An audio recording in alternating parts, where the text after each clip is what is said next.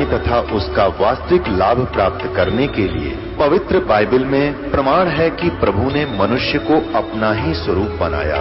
6 दिन में सृष्टि रचकर 7वें दिन विश्राम किया। कुरान शरीफ में प्रमाण है कि हजरत मोहम्मद को खुदा स्वयं कह रहे हैं कि मैंने तुम्हें उस परमात्मा की महिमा बताने के लिए भेजा है। वो परमात्मा कबीर है जिसने 6 दिन में सृष्टि रची तथा 7वें दिन तख्त पर जा विराजा। उसकी खबर किसी बाखबर से पूछ कर तो देखो।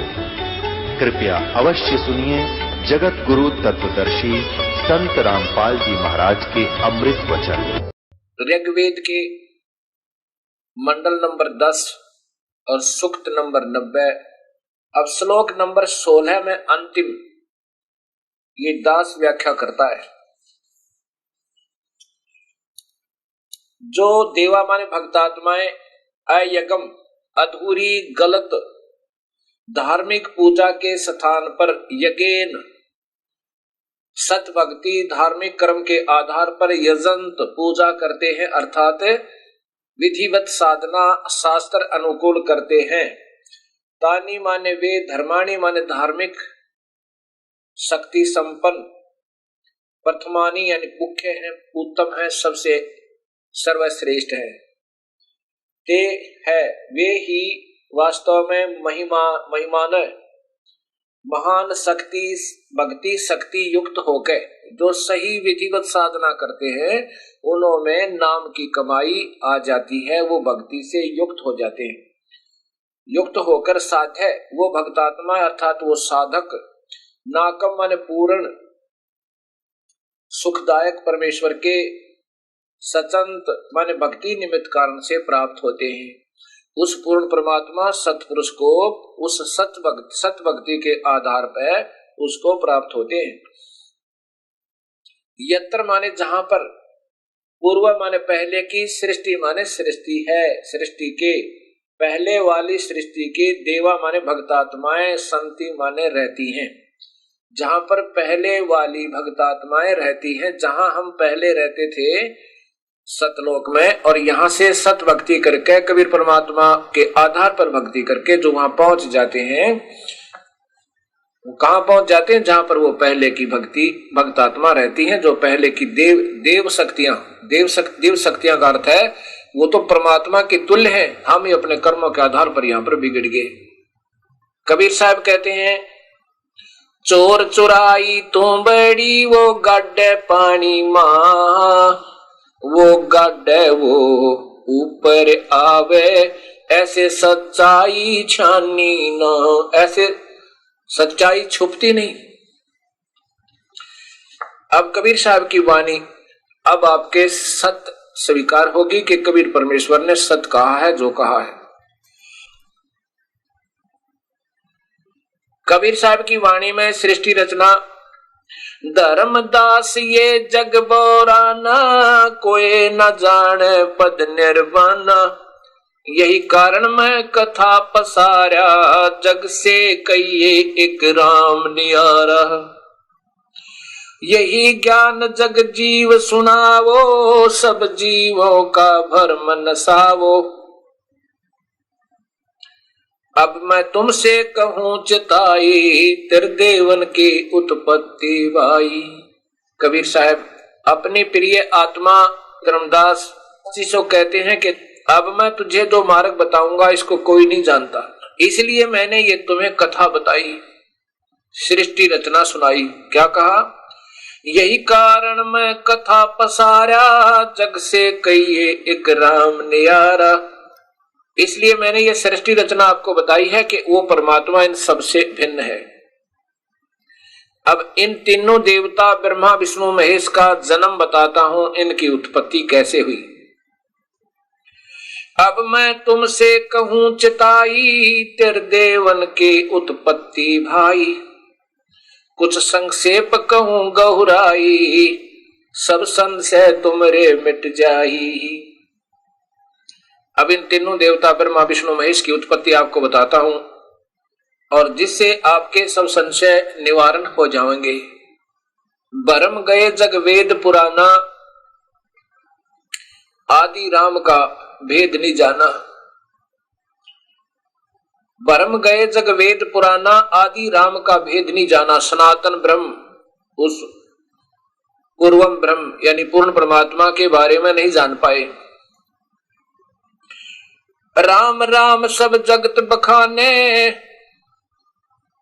आदि राम कोई बिरला जाने। ज्ञानी सुने सो हृदय लगाई, मूर्ख सुने तो गम ना पाई। कबीर साहब कहते हैं कि धर्मदास, इस सत्य कथा को सुनकर बुद्धिजीवी तो तेरे पास आ जाएंगे और तेरी बात को माना करेंगे और अपना उपदेश लेके उन अज्ञानी गुरुओं से पीछा छुटवा देंगे जो काल के जाल में बांधे हुए हैं अपनी मीठी मीठी बात बना के। गरीबनाथ जी कहते हैं, बीजक की बाता कहें बीजक ना ही आथ, ये पृथ्वी डोबन उत्तर लेकर कह मीठी बात है। बीजक की बाता कहें बीजक ना ही पास, औरों को प्रमोद ही और आप पर जावन निराश। ये दूसरों को ज्ञान देते हैं मीठी मीठी बात बना के, लतीफेदार कथाएं सुना के, और ऐसे उन भोली आत्मा जो दर्शक होते हैं, श्रोता होते हैं, उनसे मीठी बात बनाई, कोई अच्छी लतीफेदार कथा सुनाई और वो फिर ऐसे ताड़ी बजाते हैं। और उससे ये नादान संत अपनी सत भक्ति मार्ग दर्शन का को सत्य मान लेते हैं कि हम जो बता रहे हैं वो बहुत सही है, क्योंकि मेरी लाखों की संख्या में मेरे अनुयायी हैं, मेरी बातों को स्वीकार कर रहे हैं। और इससे ही अपनी महिमा को वो सत्य मानते हैं और अपनी भक्ति मार्ग को भी सत्य मान लेते हैं। जो अंधे का हाथ और अंधे ने पकड़ रखा हो और पीछे लाखों की हजारों की लाइन लग जाए, एक दूसरे का हाथ पकड़े हुए जा रहे हैं, और आगे वाला अंधा जो है वो चतुर है, वो कहता आ जाओ, मुझे सब दिखाई देता है, तुम आ जाओ मेरे पीछे पीछे, चिंता मत करो। अब कोई आंखों वाला आके कहता भाई कहां लगा रखी है इतनी लंबी लाइन, कहां जा रहे हो तुम? वो पीछे वाले अनुयायी कहते हैं कि हम अपने गुरुदेव के पीछे पीछे जा रहे हैं, जो हमें रास्ता बता रहे हैं वो सही है। और वो आंखों वाला कहता है ये तो तुम उधर जा रहे हो, बहुत गलत रास्ते में, और बियाबान बहुत भयंकर वन है आगे, उसमें फंस जाओगे। वह कहते नहीं, हमारे गुरुजी हैं आगे आगे, उन्होंने सही रास्ता बता रखा, हम सभी जा रहे हैं, देखो ना कितने जा रहे हैं। अब कबीर साहब कहते हैं, जग सारा रोगिया रे, जिन सतगुरु वेद न जान्या, जग सारा रोगिया रे, जग सारा रोगिया रे, जिन सतगुरु वेद न जान्या, जग सारा रोगिया रे। जन्म मरण का रोग लगा है या तृष्णा बढ़ रही खासी, जन्म मरण का रोग लगा है तृष्णा बढ़ रही खासी। आवागवन की डोर गले में पड़ी काल की फांसी, जग सारा रोगिया रे, जिन सतगुरु वेद न जान्या, जग सारा रोगिया रे। साचा सतगुरु कोई न पूज, झूठे जगपतियासी, साचा सतगुरु कोई न पूज, झूठे जगपतियासी। अंधे की बागही अंधे न ये मार्ग कौन बतासी, जग सारा रोगिया रे, जिन सतगुरु वेद न जान्या, जग सारा रोगिया रे। देखा देखी गुरु शिष्य बन गए, किया न तत्व विचारा, देखा देखी गुरु शिष्य बन गए, किया न तत्व विचारा। गुरु शिष्य दोनों के सिर पे काल ठोके पंजारा, जग सारा रोगिया रे, जिन सतगुरु वेद न जान्या, जग सारा रोगिया रे। जग सारा रोगिया रे, जिन सतगुरु वेद न जाण्या, जग सारा रोगिया रे। सार सबद सर जीवन बूटी, गस गस अंग लगावे, सार सबद सर जीवन बूटी, गस गस अंग लगावे। कहे कबीर तुम सत कर मानो, ये जन्म मरण मिट जावे, जग सारा रोगिया रे, जिन सतगुरु वेद न जाण्या, जग सारा रोगिया रे। कबीर साहब कहते हैं जग सारा रोगिया रे, जिन सतगुरु वेद न जाण्या, जग सारा रोगिया रे। कौन सा रोग है? जन्म मरण का रोग लगा, ये तृष्णा बढ़ी खांसी आवागमन की, अर्थात आना और जाना। स्वर्ग गए, फिर नरक गए, फिर 84 लाख योनियों में, फिर वैकुंठ गए, फिर नरक गए, फिर 84 लाख योनियों में। ये आवागमन की डोर गले में या कर्म रूपी डोर बंद रखी है, बांध रखी है काल ने, या बड़ी काल की फांसी। इस काल ने सबको फांसी डाल रखी है, और ये काल स्वयं भी जन्म मरण में है। और ब्रह्मा विष्णु महेश इस काल के पुत्र हैं। और जिस शिव जी को मृत्युंजय लिखा है, जो अमर और अविनाशी, जिसने मृत्यु जीत रखी, बताओ उनका पिता भी मृत्यु में है, वो स्वयं स्वीकार करता है। और अनजानपने में गीता जी को भगवान श्री कृष्ण के मुखारविंद से बोला हुआ मानते। मुख तो श्री कृष्ण जी का था, लेकिन बोलने वाली शक्ति काल था। और कृष्ण जी के ऊपर उसको इष्ट मानकर कितने पंथ हैं, गिनती नहीं। श्री राम और श्री कृष्ण ये भगवान विष्णु थे, यानी उन्हीं के सीधे अवतार थे। बाकी जो परशुराम आदि हैं, ये उनके वहां से भेजे हुए अपनी शक्ति लेकर आए हुए थे। वो स्वयं नहीं थे, उन्हीं का आदेश लेकर के आए थे। श्री राम और श्री कृष्ण इसको विष्णु जी का अवतार मानते हैं, और विष्णु जी को श्री कृष्ण जी को प्रमुख मानकर, सर्वस्व मानकर, सारी सर्वशक्तिमान मान करके अभक्त आत्माओं को मार्गदर्शन करते हैं। जिसमें कौन कौन से पंथ हैं? ये हंसादेश वाले बालेश्वर जी, सतपाल जी और सुधांशु जी, शिव जी को मृत्युंजय मान के इस 3 लोग के नासवान भगवान को, जो स्वयं देवी भागवत महापुराण में स्वयं स्वीकार करते हैं कि हम तो नासवान हैं और जन्म और मरण के अंदर हैं, हम नित्य नहीं, अविनाशी नहीं है। और श्री आसाराम जी, मुरारी बापू जी। अब ये कुछ जो महापुरुष हैं जिनका आज बोल वाला है। दूसरा राधा स्वामी पंथ है, वो महिमा तो गाते हैं सतपुरुष और सतलोक और सचखंड की। उनके किसी भी संत ने सचखंड नहीं देखा, और ना ही वो परमात्मा देखा कैसा है। और जिन्होंने देखा उन्होंने बताया वो आकार में है, और वेद बताते हैं वो आकार में है। आंखों देखे संत गरीबदास जी, धर्मदास जी, गुरु नानक देव जी, नामदेव जी, दादू साहेब और मलुक दास जी, उन्होंने बताया कि वो सतलोक में रहने वाला कबीर परमेश्वर है, जो जुल्हा बनकर काशी में आया था।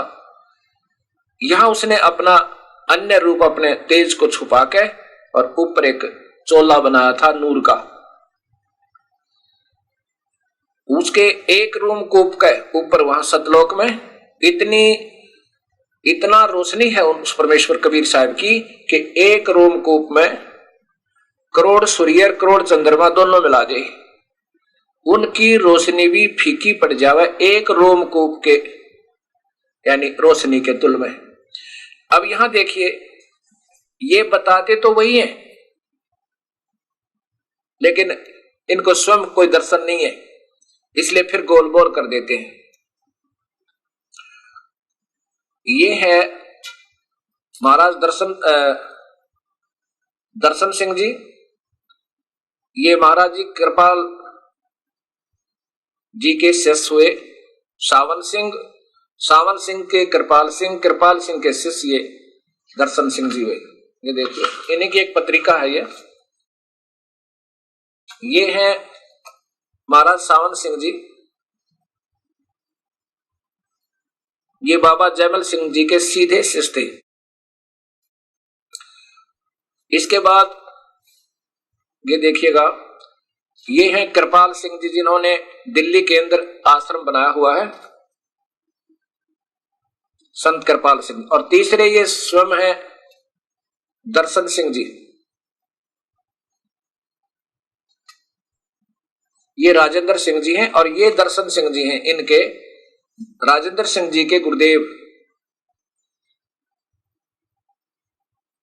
इनसे किसी ने प्रश्न किया अमेरिका के अंदर, परमात्मा का साक्षात्कार, ये क्या मानते हैं साक्षात्कार? इसी में देखना इन्हीं के द्वारा, क्या हम परमात्मा का साक्षात्कार कर सकते हैं?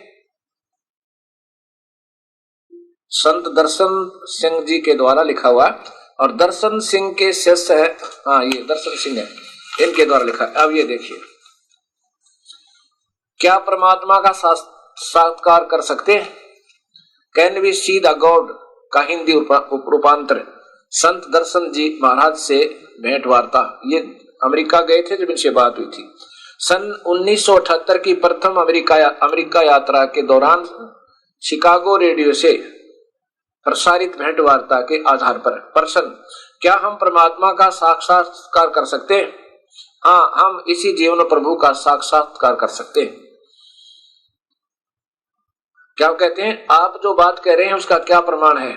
जिस प्रकार हलवे का प्रमाण उसे खाने में निहित है, हलवा देख नहीं सकते, खा सकते हैं, इनका भाव ये है।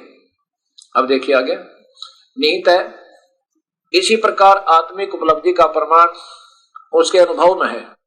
हम ज्ञान और प्रभु का अनुभव प्राविता के माध्यम से प्राप्त करते हैं, जो संत मत का मार्ग है। स्वामी विवेकानंद, जिनका पूर्ण नाम नरेंद्र था, ने रामकृष्ण परमहंस से एक बार पूछा, प्रभु क्या आपने परमात्मा को देखा है? उन्होंने जवाब दिया, हाँ बेटा, परमात्मा को देखा है, उतनी ही स्पष्टता से के साथ जितनी स्पष्टता से मैं तुम्हें देख रहा हूं। आगे फिर बताते हैं, ये दर्शन सिंह जी के एक उदाहरण दे रहे हैं कि उन्होंने रामकृष्ण परमहंस ने विवेकानंद से बता दिया कि ऐसे ही देख सकते हैं भगवान को जैसे मैं तुझे देख रहा हूं, अर्थात आकार रूप में देख सकते हैं। फिर स्वयं की टिप्पणी दर्शन सिंह जी क्या कहते हैं? परमात्मा जब व्यक्त हुआ, व्यक्त माने आकार में आया, व्यक्ति रूप में। स्वयं मानते हैं, व्यक्त अपने हाथ से लिखते हैं। व्यक्त का अर्थ होता आकार में आना और व्यक्ति रूप में, व्यक्ति रूप में। परमात्मा जो व्यक्त हुआ, इजहार में आया, उसने दो रूप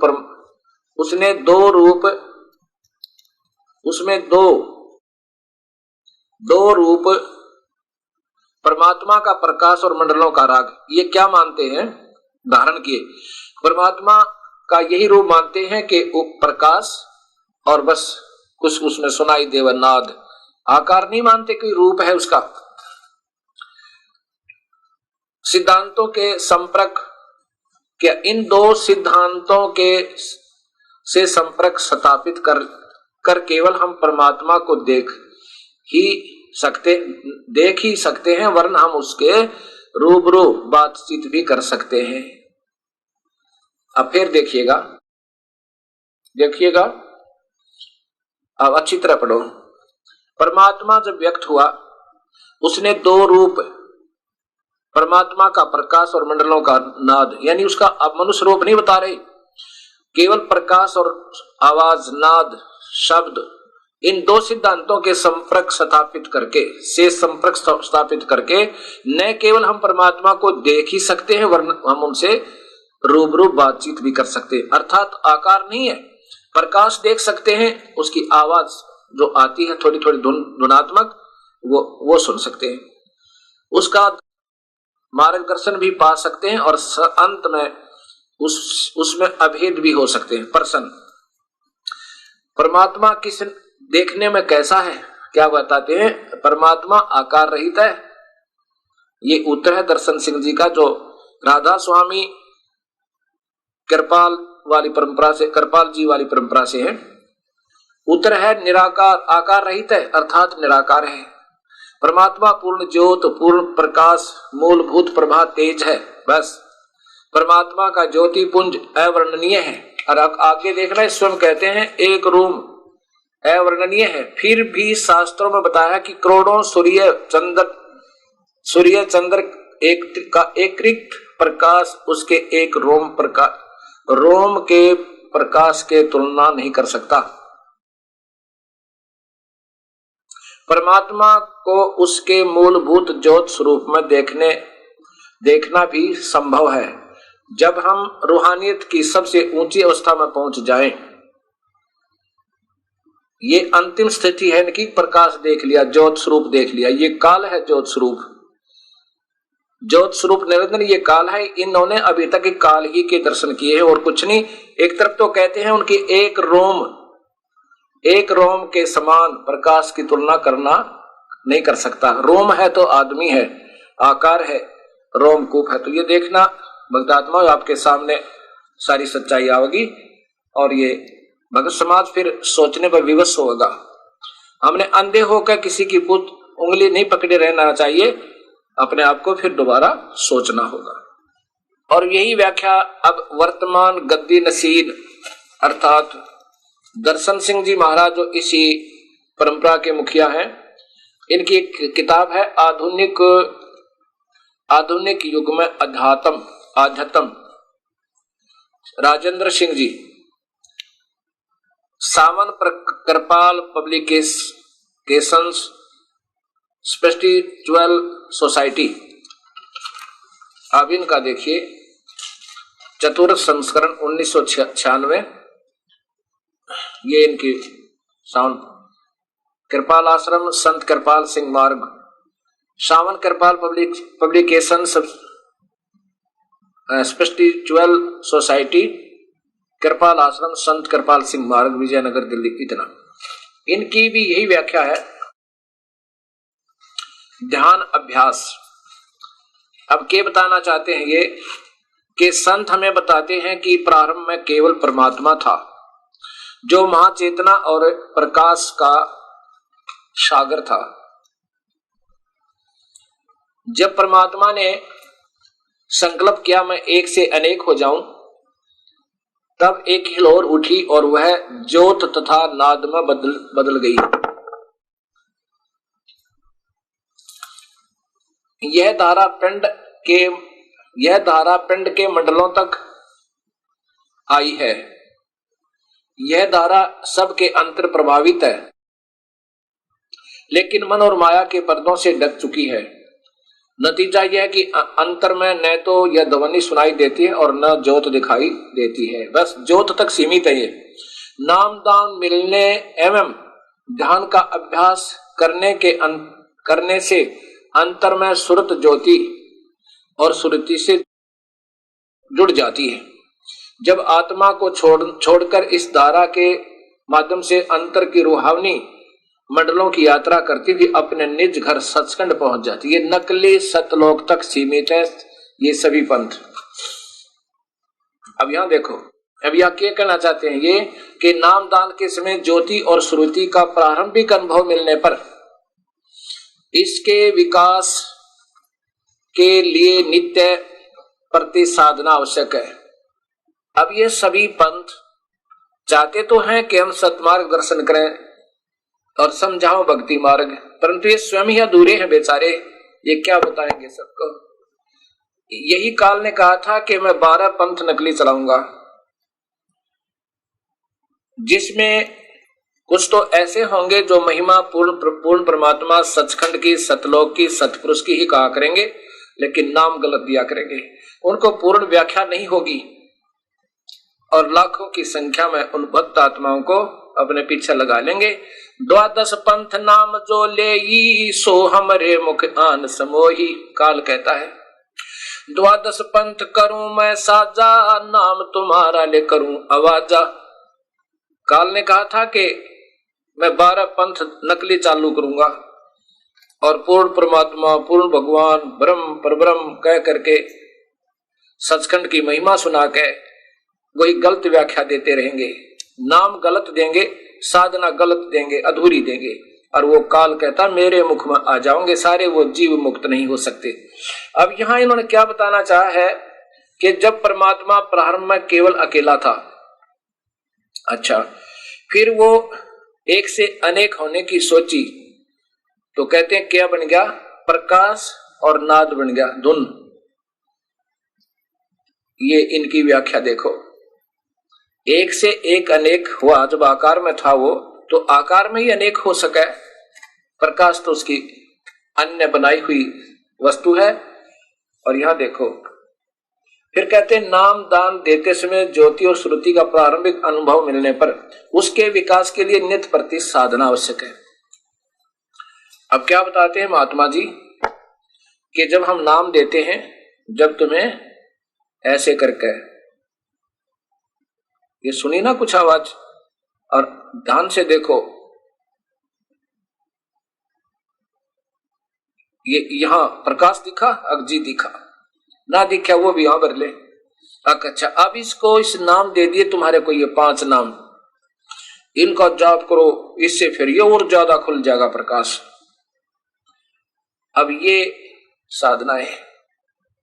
और फिर पूछा कि परमात्मा कैसा है दर्शन सिंह जी से, कि परमात्मा तो आकार रहित है। और फिर कहते हैं उसका तो हम आमने सामने बात कर सकते हैं, ये काल गुप्त रूप से बात करता है, आकाशवाणी भी करता है, आदेश भी देता है, और सुन आप पुकार करोगे उसका उत्तर भी दे देगा, परंतु ये आकार में नहीं आता, ये काल है। और स्वयं कहते हैं जब ये आकार में आया, परमात्मा व्यक्त हुआ, यानी गोलमोल कर देते हैं, कोई समझ ना सके। स्वयं कहते हैं महात्मा जी कि जब परमात्मा व्यक्त हुआ, व्यक्त माने आकार में आना, अव्यक्त माने निराकार।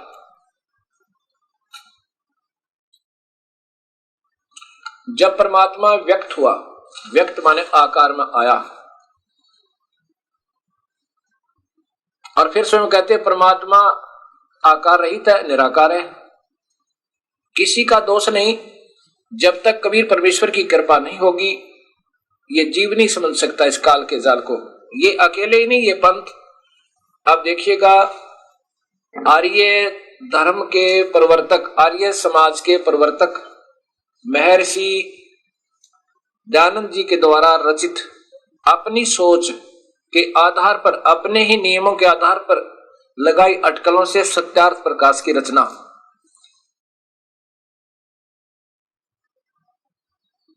ये वेदों को, चारों वेदों के बिल्कुल मर्मज्ञ ज्ञाता माने जाते हैं। और सत्यार्थ प्रकाश महर्षि दयानंद सरस्वती, अथ सत्यार्थ प्रकाश है, वेद विधि विदत गच्छात शास्त्र प्रमाण है, यानी वेदों के आधार पर प्रमाण देते हैं।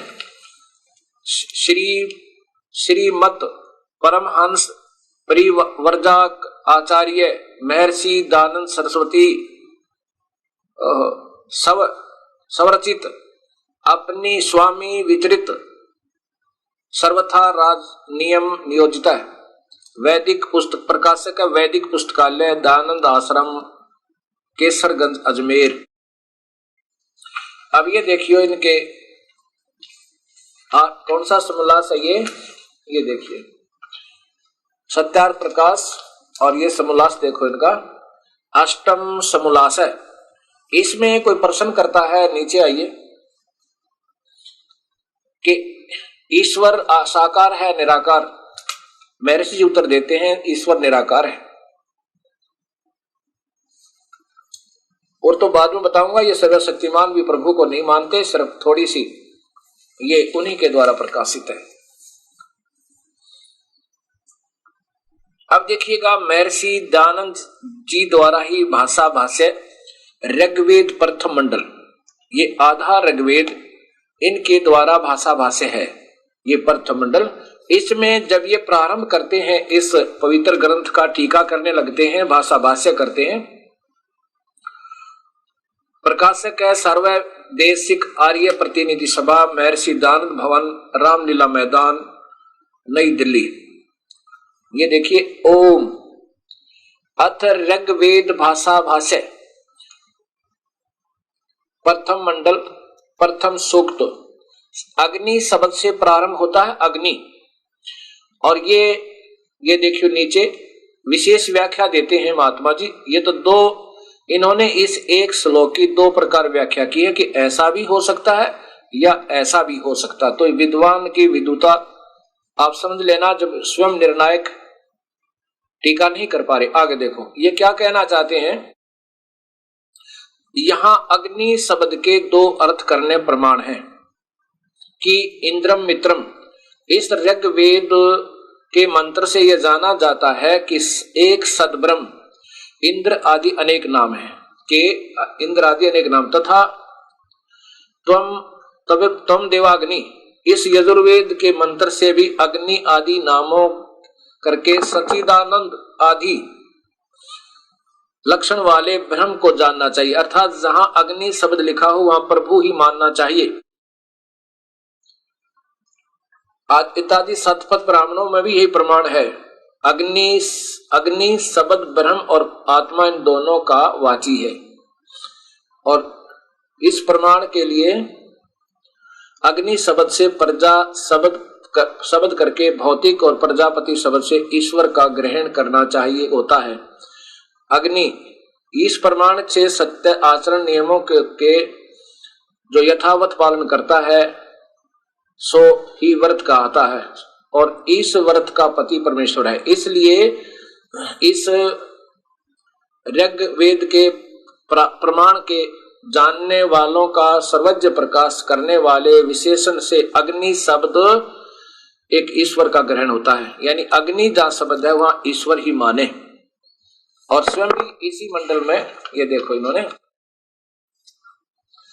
अग्नि माने परमेश्वर इसी प्रथम सूक्त में और 2 नंबर श्लोक में अग्नि माने परमेश्वर स्वयं माना है इन्होंने। ये चौथे श्लोक में अग्नि माने परमेश्वर। अब मैं आपकी इनकी रचना यजुर्वेद दिखाता हूं। वेद बताता है परमात्मा आकार में है, ये यजुर्वेद लीजिए। ये भी स्वयं महर्षि दानंद जी की ही रचना है। महर्षि दानंद सरस्वती के द्वारा स्वयं ही रचित है। इसके ये प्रथम श्लोक में, प्रथम यजुर्वेद भाषा भाषा ये प्रथम श्लोक है और इसके 15वें श्लोक में शब्द आता है अग्नेः तनुरसि। यजुर्वेद महर्षि दानंद जी द्वारा भाषा भाष्य श्लोक प्रथम अध्याय का श्लोक नंबर 15 में आप देखिए स्पष्ट है, अग्नेः तनुअसि वाच विसर्जने देवः वितय तवा ग्रहणामि बृहत ग्रावा असि वांस्पत्य इदम देवेभ्य हवि समीस्व सुसीम समीस्व हविकृत यही हविष्कृत है। ये इसकी संस्कृत बनती है। इसमें सीधा ही अर्थ है अग्नेः तनुरसि। ये आपके सामने है अग्नेः तनुरसि। परमात्मा सशरीर है। यहां पर अग्नि शब्द का कोई अर्थ ही लिखना छोड़ दिया इस पूरे के पूरे वाक्य का। अग्नेः तनुरसि इस पूरे वाक्य का अर्थ छोड़ दिया और इसमें 11-12 शब्द बिल्कुल त्याग रख बिल्कुल नहीं लिए इस भाषा भाष्य में। ये देखो ये आपके सामने है, आप देख सकते हो पूरा का पूरा। ये महर्षि दानंद जी द्वारा भाषा भाष्य। इसमें कोई भी शब्द कौन कौन सा नहीं है, अग्नेः तनुरसि नहीं है, वाचो विसर्जन नहीं है और फिर ये 11-12 शब्द छोड़ दिए, गोल मोल कर दिया कि पहले तो अग्नि शब्द को कह रहा हूं कि भगवान मानो और यहां भगवान का शरीर लिखा है वो आकार में है। अब अचलित विचलित हो गए। और स्वयं जी महाराष्ट्र जी कहते हैं, ये देखो यहां फिर इसी में 17वें श्लोक में अग्नेः तनुअसि स्वीकार करते हैं। अग्नि माने परमेश्वर 17वें में। अब 18वें में देखो अग्नि परमेश्वर और जहां परमेश्वर लिखना था वो छोड़ दिया। अब देखो 5वें अध्याय का इन्हीं के द्वारा टीका, 5वां अध्याय यजुर्वेद। ये यजुर्वेद ही चल रहा है, यजुर्वेद भाषा भाष्य और ये 5वां अध्याय आरंभ। अब नीचे देखो अग्नेः तनुरसि ये फिर आ गया। अब कहां तक छुपा हुआ है। अब यहां इन्होंने गोलमोल करना पड़ा इसका। क्या लिखा, हे मनुष्यो अग्नेः तनुरसि लिखना था भगवान सशरीर है, परमेश्वर सशरीर है, यहां परमेश्वर लिख देते। अग्नि, हे मनुष्यों तुम लोग जैसे मैं हवि अग्नि, विचुली विद्युत प्रसिद्ध रूप अग्नि के तनु शरीर के समान, तनु माने शरीर, असी माने है, और यहां अग्नि के जगह परमेश्वर लिख देते, बस दूसरी बात तो नहीं थी, सारा ठीक हो जाता। लेकिन कैसे लिख देते? क्योंकि ये स्वयं फंस गए पहले सत्यार्थ प्रकाश की रचना करके। ये काल इन महापुरुषों को ऐसे फंसा लेता, विद्वान पुरुषों को, पुण्यात्माओं को, जो चाहती हैं समाज को कुछ दें। महर्षि दयानंद जी ने पहले सत्यार्थ प्रकाश की रचना कर दी। इन्होंने वेदों को ज्यादा नहीं पढ़ा, मोटा मोटा देखा था जब सत्यार्थ प्रकाश की रचना कर दी। इसके सामने ये आने ही नहीं दिए श्लोक, और जब इनके हाथ बंद गए और सत्यार्थ प्रकाश भगत समाज में पहुंच चुका था, उस समय ये मजबूर हो गए। फिर इन्होंने भाषा भाष्य प्रारंभ किया। फिर ये कैसे लिखते परमात्मा आकार में, वेद बताता है वो आकार में कहीं और है। इसी यजुर्वेद के अब 40वें अध्याय में आप देखो, जैसे पहले भी मैंने लिखा था, इन्हीं के द्वारा भाषा भाष्य है कि वो परमात्मा तो गुप्त है जो पूर्ण ब्रह्म है, और वो आकार में है। आकार में वेद बता रहे हैं, और यजुर्वेद ही बताता है वो कबीर परमेश्वर है। अब देखो इस 40वें अध्याय का वही 17वां श्लोक देखिएगा।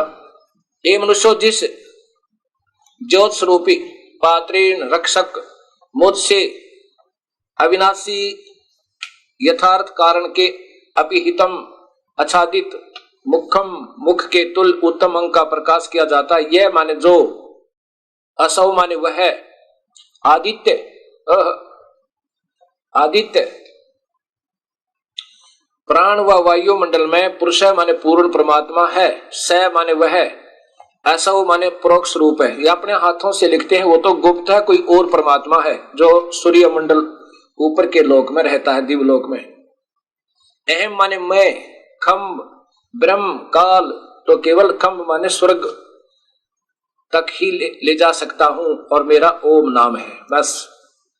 ये स्वयं मानते हैं कि वो परमात्मा, यह माने जो, वह, असो माने वह, आदित्य प्राण व सूर्य मंडल में पुरुष माने पूर्ण परमेश्वर है, स माने वह परोक्ष रूप है, वो तो छुपा हुआ है, वो तो गुप्त है, वो दिखाई नहीं देता। दो भगवान मान ली, दो तो ये बता ही रहे हैं। अब इसी यजुर्वेद के इसी 5वें अध्याय का 32वां श्लोक इन्हीं के कर कमलों द्वारा भाषा भाष्य किया हुआ आपको दिखाता हूं। उसमें भी नहीं छुपा सके कि वो कबीर परमेश्वर है, वो पाप कर्म काटने वाला है, वो बंदी छोड़ है, बंधनों का शत्रु है, सतलोक में रहता है।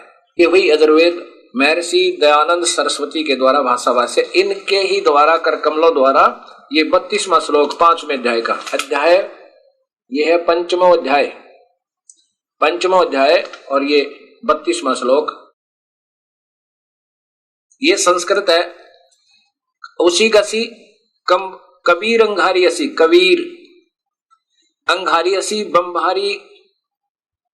बंभारी अविस्वरसी, दो वसवान सुधन्यो असी, मार्जालीय सम्राट असी, सम्राट राजा धीराज कृषाणु प्रसिद्ध कौमान नभो असी, मृतप्रतका मृष्टवसी अवे सूदन रत धामासी स्वर ज्योत स्वर ज्योति। यह देखो, हे जगदीश्वर, जिस कारण से आप उसी कांति मान असी माने है, अंगारी, अंगारी का अर्थ होता है पाप काटने वाला, खोटे चलन के शत्रु, जीवों का शत्रु, कवि। यहाँ कवि का कांत पर जो लिख दिया, यहाँ लिख देते कबीर है। इसको कबीर समझ लो, जैसे नी अक्षर लिखेंगे निर अक्षर भी बोल सकते हैं। यजुर्वेद है, उसको यजुर ही बोला जाएगा।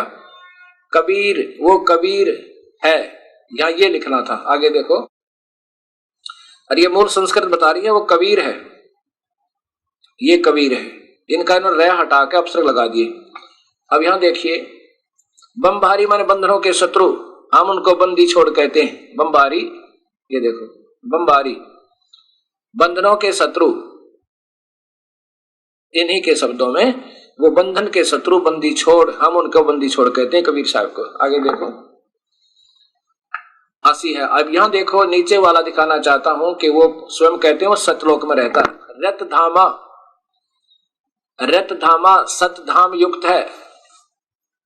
ये अपने कर कमलों से लिख रहे हैं, वो तो सतलोक में रहता है।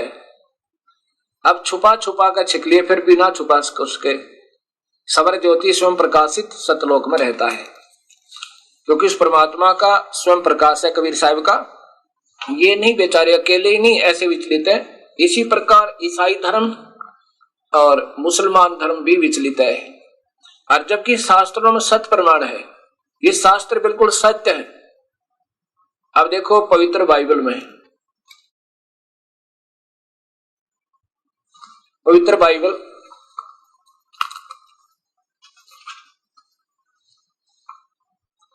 नीचे इंडिया बाइबल लिटरेचर 67 67 बरका रोड किलपक मद्रास दूरभाष इतना, और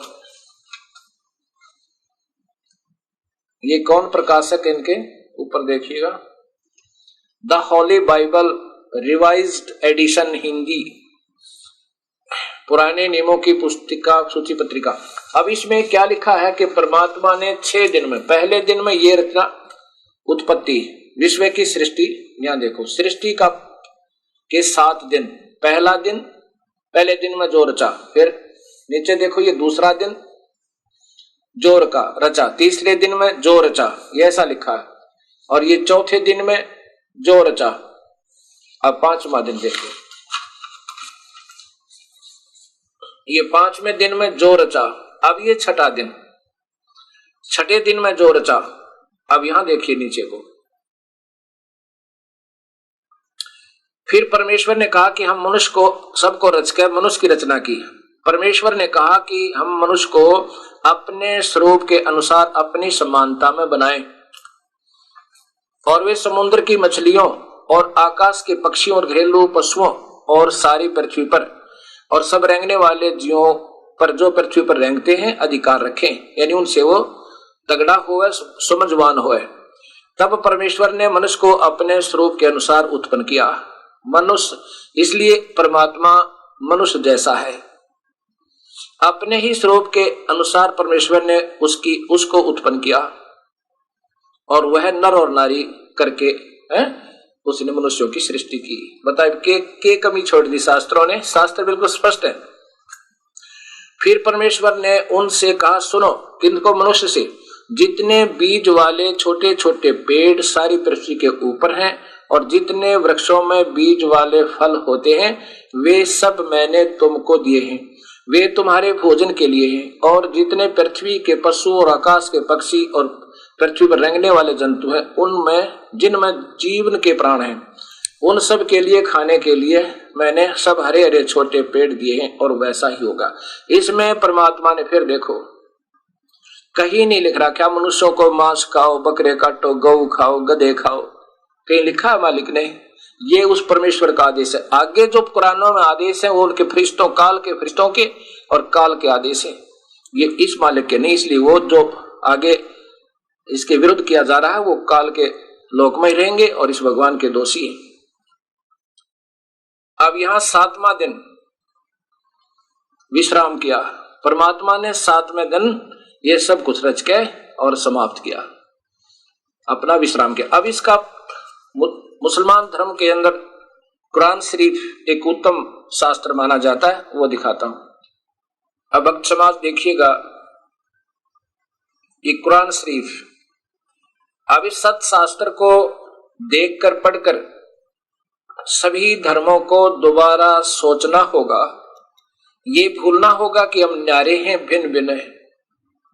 यह हमारा प्रभु कोई भिन्न है, एक ही परमात्मा है, हम उसी के बच्चे हैं। ये काल हम सबको भ्रमित करा, वो निराकार भगवान जो अव्यक्त कहलाता है, जैसे जिसको सभी उसी की महिमा गाने वाले संत भी विचलित है, चाहे वो कबीर पंथी है, चाहे गरीबदास पंथी है, और चाहे घीसा पंथी है, चाहे मोहम्मद साहिब के मानने वाले, चाहे ईसा जी के मानने वाले, और चाहे हिंदू समाज, अभी तक सबको गुमराह किया हुआ है। क्योंकि मेरे गुरुदेव स्वामी रामदेवानंद जी महाराज कबीर साहिब के अनुयायी होते हुए गरीबदास जी, क्योंकि गरीबदास जी भी हमारे एक अनमोल रतन है, क्योंकि उनको कबीर परमात्मा ने सीधा धर्मदास की तरह आकर दर्शन दिए थे, और उन्होंने जो एक सत्य शास्त्र की ग्रंथ साहिब की रचना की, वो उनके अनुसार साधना करते और कराते थे, लेकिन उनकी सही नहीं सुना किसी ने। वो कहते थे लेकिन कोई मानता नहीं था। इस दास के ऊपर ऐसा असर किया उन्होंने, ऐसी रजा बख्शी कि जो उन्होंने कहा वो सत्य मानकर फिर इनको देखा सभी शास्त्रों को, फिर ये अनमोल रतन मुझे दे गए। अब मैं पहले गरीबदास जी के अनुयायियों से बहुत मिला, वो कोई तो भागवते वसुदेव नाम देते हैं, कोई ओम नमः शिवाय। ये दास गया एक बार पंजाब के अंदर रत्तेवाल स्थान, जो कि गरीबदास जी की परंपरा में एक परम आदरणीय हंस संत पुरी वाले हुए हैं, उनका मुख्य स्थान माना जाता है वहां पर।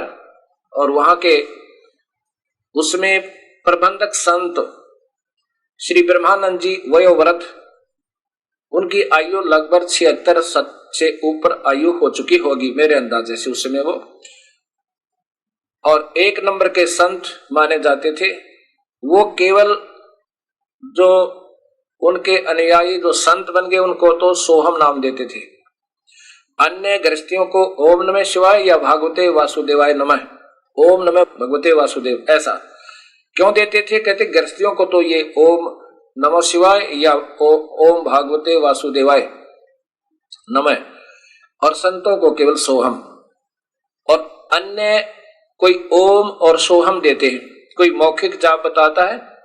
लेकिन गरीबदास जी कहते हैं कि सोहम अक्षर खंड है भाई, और सोहम ऊपर और है सत सुकृत एक नाम, जब तक वो नहीं मिलेगा ओम सोहम बाद विवादा।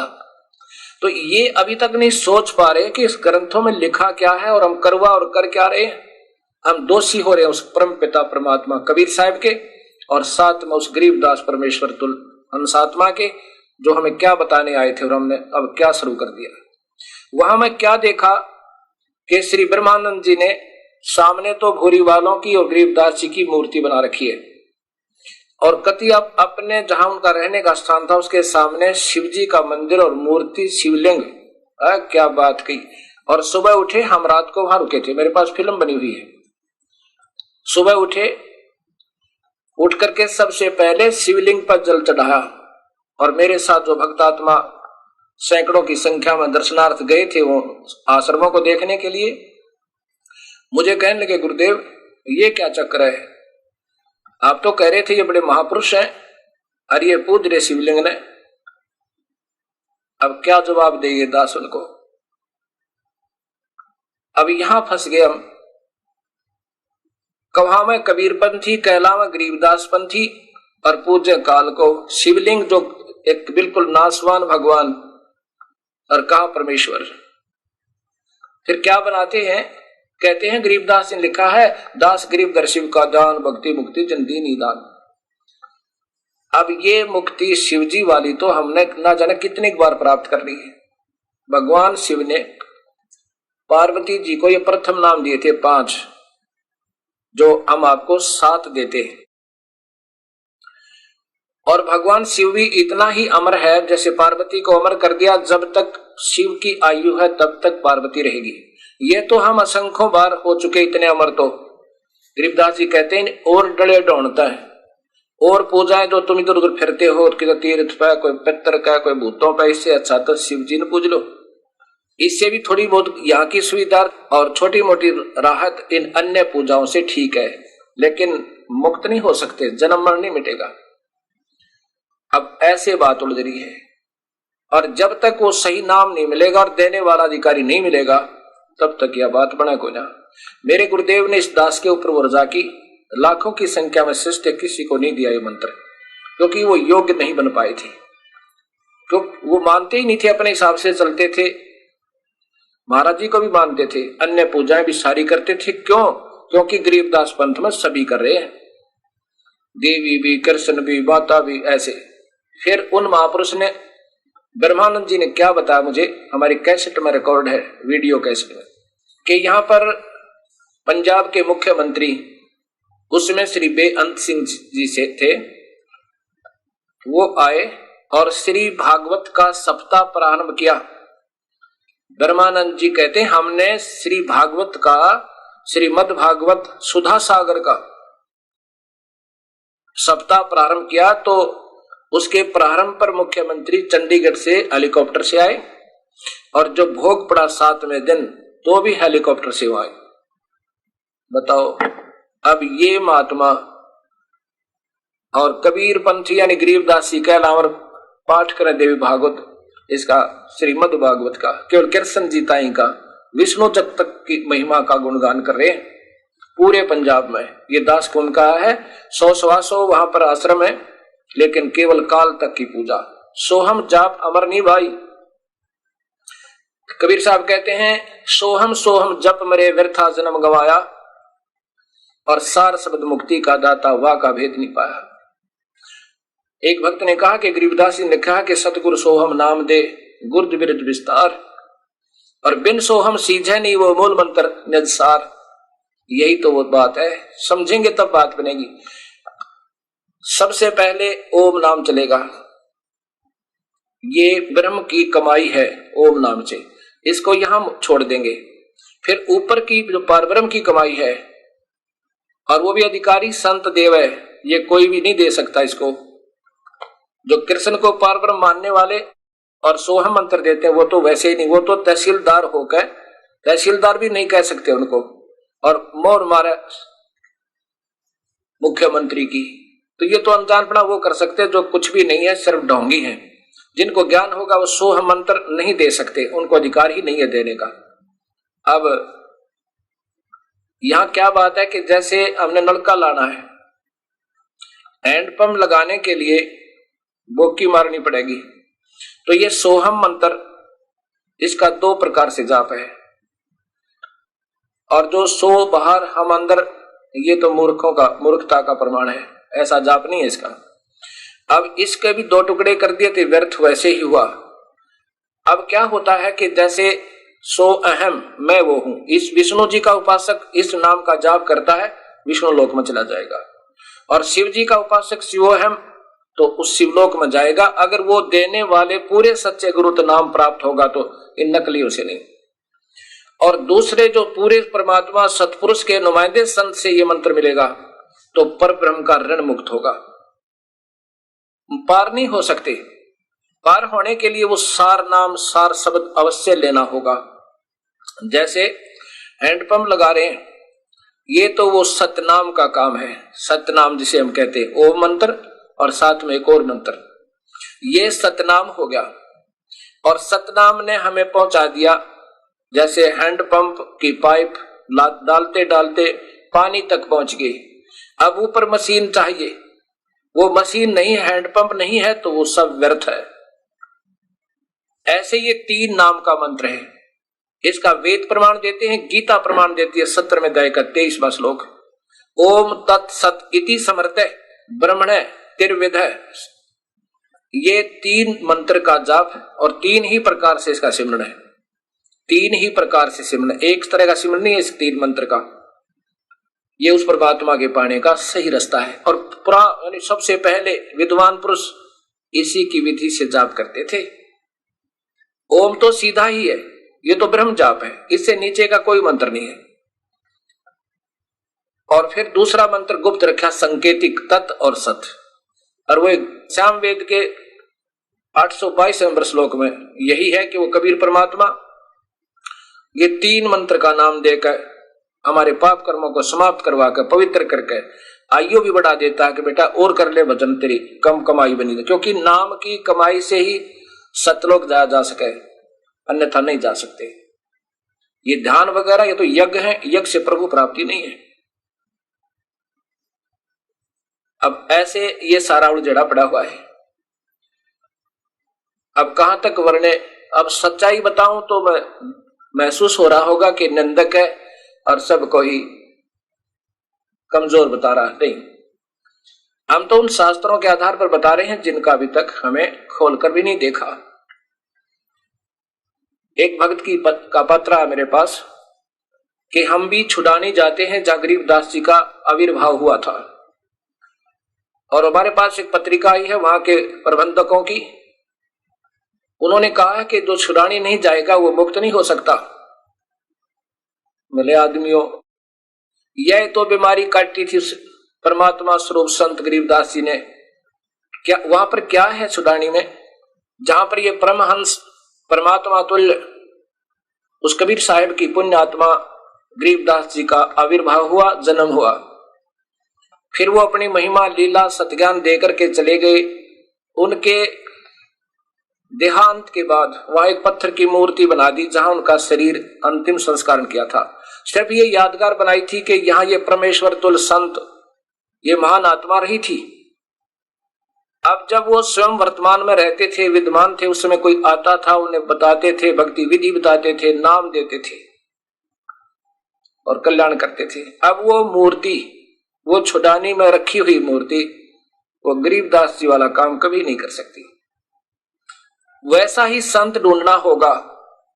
जैसे कोई शेर की पैड़ को, पंजे को, शेर के पैर के निशान को, पंजे के निशान को दबा ले, रूढ़ स्मारक बना दे, और कोई पूछे यहाँ क्या बना रखा, कि यहाँ शेर था, ये शेर का चिन्ह है। फिर अब शेर तो नहीं है वहां पे, शेर के चिन्ह और शेर जैसा काम नहीं कर सकता। ऐसे ही कोई वैद्य की मूर्ति बना ले जो बहुत अच्छा वैद्य था और खूब वहां पर सबके नब्ज देख के और दवाई देता था, बताता था बेटा ऐसे रह नहीं करना, ऐसे परहेज रखना, सुबह ये पुड़िया खाना, शाम को ये खाना, फिर आना और फिर दिखाना। अब वो वैद्य की मूर्ति उस वैद्य वाला काम नहीं कर सकती। वो लालची लोग अपनी रोजी रोटी के लिए रख सकते हैं कि ये वही वैद्य है, वही काम करेगा, यहाँ आएगा तो उसके सारे रोग कटेंगे, नहीं तो नहीं कटेंगे। नहीं, वैसा ही वैद्य ढूंढना होगा चाहे कहीं मिले। इसी प्रकार वो संत ढूंढना होगा जो उसी के पद चिन्हों पर चल रहा है, जिसके जो उन्हीं का कृपा पात्र है, उसी परमेश्वर की रजा जिस हंस पर है और उसके पास पूर्ण शक्ति, वो पूर्ण मंत्र है और उसी की रजा से वो जीव मुक्त कर सकता है। अन्य तो ये असंख्य जन्म हो गया हमने ये नाटक करते हैं। अब जिन संतों को पता भी लग जाएगा कि हम वास्तव में अधूरे हैं, अब उनकी प्रभुता नहीं आन दे। वे प्रभुता भी काल का प्रथम मतलब बहुत जबरदस्त जाल है, यह मान बढ़ाई नहीं छूटे। रामानंद जी 104 साल के महात्मा, जिसके लाखों शिष्य थे, 1400 तो ऋषि बना रखे थे, 1484 शिष्य हो गए फिर। और वेदों के मर्म ज्ञाता वो 5 साल के कबीर परमेश्वर के सामने जब सत्य ज्ञान का पता चला, उसी दिन समर्पण कर दिया और क्या कहा,